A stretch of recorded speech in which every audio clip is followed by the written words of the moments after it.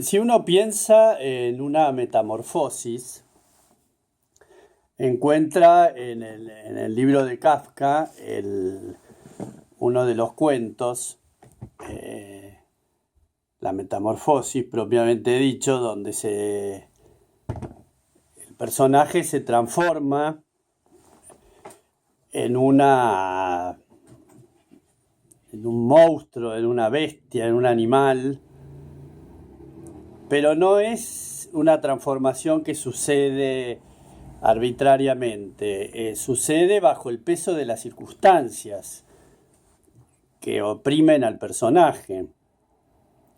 Entonces el artista es un compendio de circunstancias, no es un hecho aislado, no es un satélite que gira en soledad. Las circunstancias hacen de uno un artista. Los sucesos que transforman la vida en eso que es el germen de este concepto psicológico que lleva a una transformación de uno mismo, a una metamorfosis.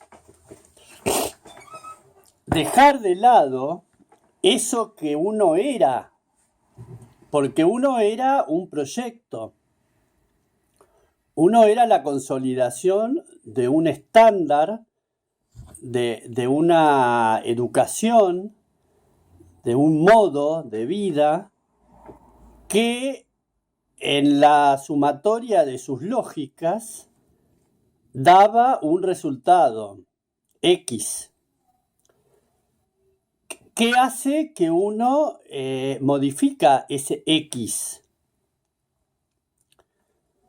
¿Cuándo se modifica ese X? ¿Qué lleva a torcer ese destino que estaba prefijado por las estructuras que conllevan una atadura atávica, porque viene de arrastre en los genes? ¿Qué es este gen que se desenvuelve arbitrariamente a su manera?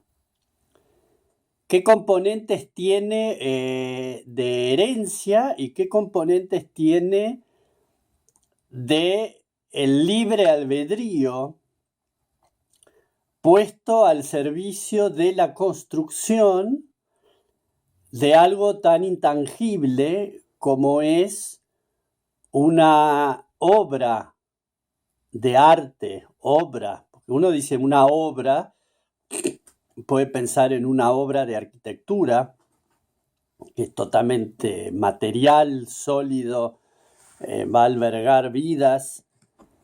En cambio, una obra de arte conlleva el mecanismo impuesto por el artista, que es un mecanismo mutante, porque es un desprecio a lo real, un alejarse de las raíces para elaborar un nuevo plan.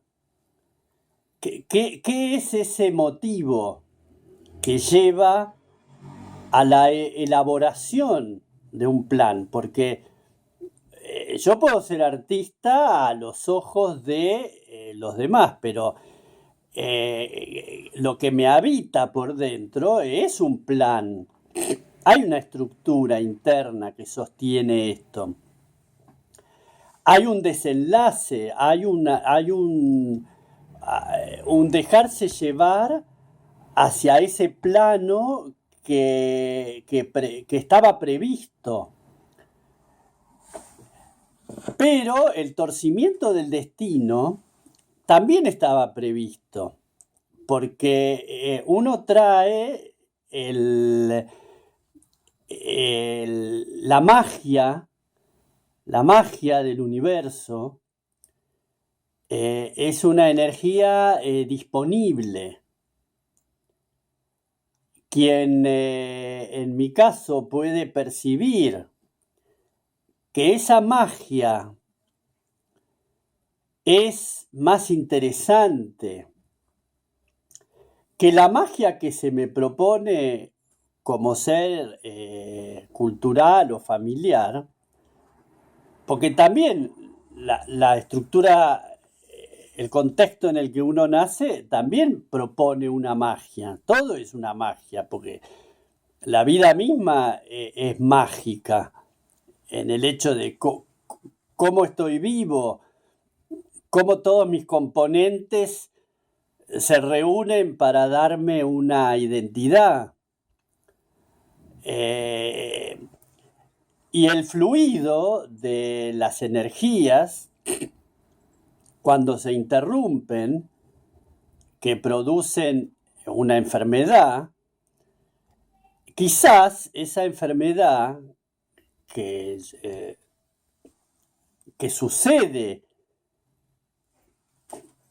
en mi caso cuando era muy chico, y que no tiene una lógica, pero todo ese proceso de desequilibrio del cuerpo, que da un testimonio a través de sus células que se revolucionan, y marca la huella de una posible transformación en el plano psicológico y espiritual. Porque el cuerpo, que es quien sostiene toda esta estructura, es la voz cantante, porque sin cuerpo no hay nada. No hay palabras, no hay herramientas, no hay manos, no hay movimiento. El que lleva el motor visual es el cuerpo, que se impregna de los deseos de metamorfosearse también. No quiere permanecer enfermo si es que le sucedió la enfermedad. Entonces quizás, en mi caso, seguramente esas operaciones y esas enfermedades de muy chico hicieron una grieta en el camino destinado. Obviamente que sin esa enfermedad y sin todos los problemas que yo tuve, el destino hubiera sido otro. Está clarísimo que la enfermedad me detuvo en un posible movimiento y me generó una detención, y en la detención fui encontrando estas señales, buscando, y fueron apareciendo estos signos de otra existencia. Entonces el propio cuerpo, que hoy sigue siendo el mismo, cada vez más está al servicio de lo nuevo, no de aquel destino fragmentado, no de aquella bifurcación del camino que modificó por completo y para siempre el modo de ser, el modo del comportamiento. Y la apertura hacia una sensibilidad a través de la enfermedad trae un envión hacia más, no más enfermedad, sino más de lo que surgió, ese imprevisto. Surge un imprevisto, y el imprevisto modifica la materia, que finalmente nunca sana del todo, porque quedan rasgos de esa enfermedad, dolores y sufrimiento para toda la vida. O sea que es La molestia de hoy, de esa misma enfermedad de chico, golpea al ser psicológico y le hace recordar que debe seguir en la modificación de su destino, que no hay posibilidad de readaptamiento a las estructuras antiguas.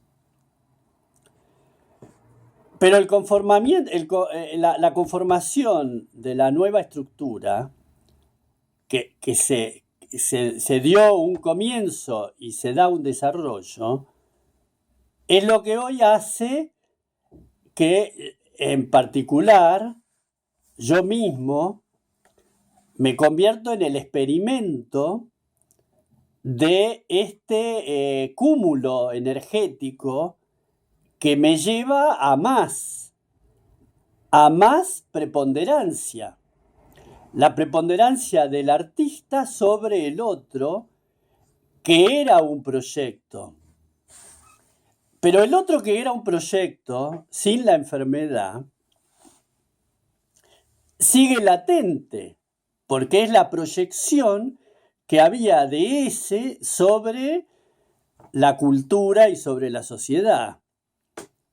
Entonces, cuando a mí la sociedad me mira hoy, en realidad sigue mirando a aquel que, si bien se truncó, sigue siendo la marca que le corresponde a mi ser.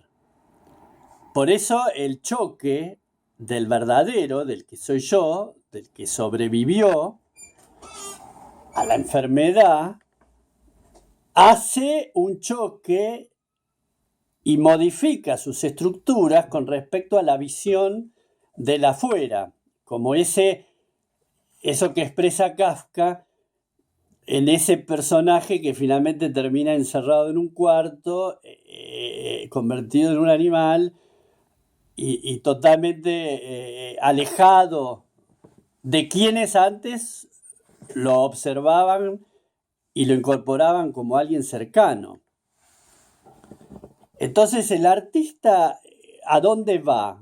Va a un crecimiento, porque esa enfermedad que se puede haber curado, pero que sigue en estado de perturbación, es la marca existente, y es lo que señala al ser que yo soy los rumbos a seguir, que son desconocidos, porque justamente, ¿por qué haber elegido ser artista y no ser filósofo, no ser místico, no ser religioso?